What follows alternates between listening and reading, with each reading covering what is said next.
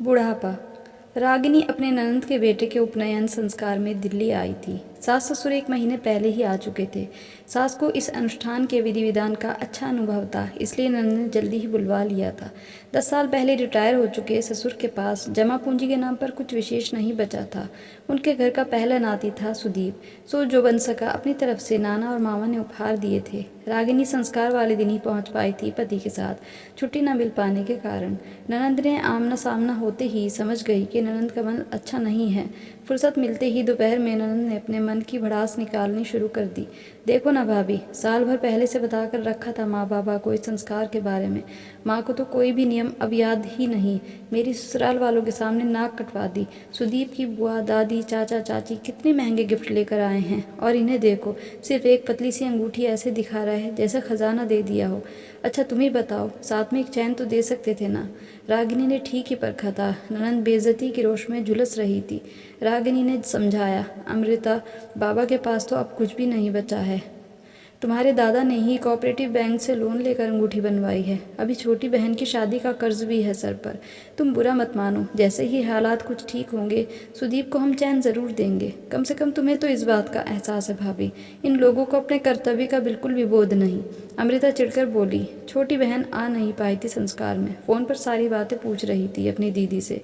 अज्ञानतावश उनकी कुछ बातें रागिनी ने सुनी तो उसके होश उड़ गए। अरे नहीं, क्या बताऊं तुझे, माँ बाबा को झेलना ना किसी बस का नहीं है। पता नहीं भाभी कैसे झेल लेती हैं। बाबा को वेस्टर्न टॉयलेट में बैठने की आदत नहीं। कितनी बार कहा फ्लश अच्छे से कर दिया करो, सुनते ही नहीं हैं। इतने मेहमान और उन्हें दिन में 10 बार चाय चाहिए, वो भी इस गर्मी में। और सुनो, जन्मों हो जाने के बाद बोल रहे हैं माँ को दिल्ली घुमाने के लिए। तू ही बता, इतने सारे मेहमान हैं। रागिनी अचंभित होकर एक बेटी के उद्गार सुन रही थी, जिस बाप ने अपनी बड़ी बेटी की शादी के लिए MIG वाला फ्लैट तक बेच दिया था, जो अपने बेटे की शादी में बेटे और दामाद को लिवाने गाड़ी बुक करके गए हैं, जिस माँ ने बेटे की शादी के अवसर पर बड़ी बेटी को नेक में मोटे कंगन बनवा कर दिए हैं, जिस नाती को गोद में लेकर पूरे कॉलोनी और हॉस्पिटल में मिठाइयाँ बांटी हैं। माँ बाप ने आज बिना रुपयों के उनका सारा किया धरा शून्य हो गया। रागिनी ने अपनी ननंद को समझाने की एक और कोशिश की। देखो, समय भी ठीक नहीं है हमारा, कुछ ही दिनों में सब ठीक हो जाएगा। बाबा के पास सचमुच अब पैसे नहीं हैं। मैंने भी 6 सालों से नहीं देखा उन्हें बैंक से पैसे निकालते। रागिनी की बातें सुनकर और चिढ़ती हुई वह बोली, भाभी अभी तुमने इन्हें पहचाना नहीं है, तुम सचेत रहना। अरे खर्च करने से पहले सोचना चाहिए ना कि हमारी कितनी हैसियत है। पिछली बार जब आए थे तो जाने का किराया भी नहीं था पास, तुम्हारे नंदोई ने टिकट करवाया। ये कोई अच्छी बात है क्या? माँ को हर दिन मीठा खाना है, बाबा को पान चाहिए दिन में 10-10, 20-20। जब उम्र हो जाए ना तो अपने शौक पर भी लगाम लगानी चाहिए। हाँ एक बात और भाभी, जब तुम जाओगी ना तो इन्हें साथ लेकर जाना। रागिनी अब और कुछ सुनना नहीं चाहती थी। अगले ही दिन उसका वापसी का टिकट था। तत्काल में बहुत कोशिश की, करने पर भी सास ससुर का टिकट नहीं हो पाया। रागिनी अपने बच्चों को लेकर निकलने लगी जब ननंद के घर से ससुर की निरीह दृष्टि ने भेद दिया उसका अंतर्मन। इतनी लाचारी वृद्धावस्था की। मुंह से एक भी शब्द नहीं बोले थे उस स्वाभिमानी पिता ने, पर उनके मन की वेदना मौन में झलक रही थी। रागिनी ने बड़ी मुश्किल से बचाया हुआ 100 का नोट उनके हाथों पर रख दिया छिपाकर, और बदले में अपनी हथेली पर उस बूढ़े बाप की आंखों का गरम गरम दर्द महसूस किया था।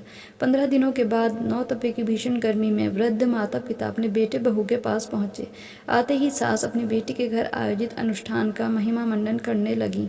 अपमान का बोध भी शायद कम हो जाता होगा वृद्धावस्था में, और भूल भी जाता है सब कुछ। ससुर ने रागिनी को अपने पास बुलाकर अमावट का एक पैकेट दिया जो उन्होंने स्टेशन के बाहर से खरीदा था उसके लिए।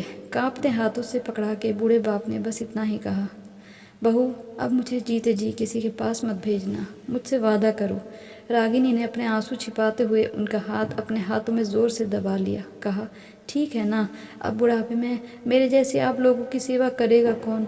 मत जाना कहीं, यहीं रहना मेरे पास। और क्या, दस्तखत करवा के आई हूँ मैं पिछले जन्म वाला। ससुर रागिनी की बात सुनकर हंसने लगे, इतना हंसे कि रो पड़े। आज उन्हें देखकर रागिनी को एक सीख मिल गई थी कि अपने बुढ़ापे के लिए हमें अभी से कुछ रुपये जोड़ कर रखने चाहिए। माँ बाप बच्चों को देते हुए ही अच्छे लगते हैं, लेते हुए नहीं। ममता के वशीभूत खर्च करने में आज जो हम अति करेंगे, भविष्य में खाली बैंक बैलेंस हमारे स्वाभिमान पर तमाचा लगाएगा। उम्मीद करती हूँ कहानी पसंद आई होगी। कहानी देखने के लिए, सुनने के लिए बहुत बहुत शुक्रिया।